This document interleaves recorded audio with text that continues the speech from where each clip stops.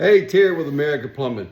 Well, a customer called saying their toilet was making such a loud noise, they were worried that something was going to burst inside the wall. So we went to check it out, and this is what we found. Wow.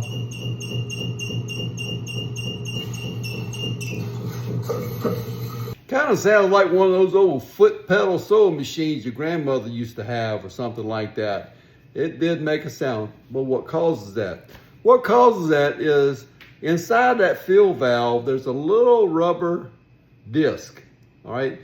Well, that rubber disc will tend to warp sometimes, and that rubber disc sets on a flat surface. So when that disc warps, it's letting a little bit of water through, and it's causing that sound like that because there's always some water trying to escape. So that's what's making the squeaking noise. Needless to say, we had to replace the fill valve and everything turned out fine.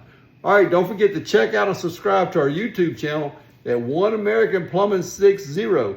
Now follow, like, and share us on all your social media apps. And don't forget, call American Plumbing for all your plumbing, root, or leak detection, backflow, and video inspection needs, and squeaky toilets.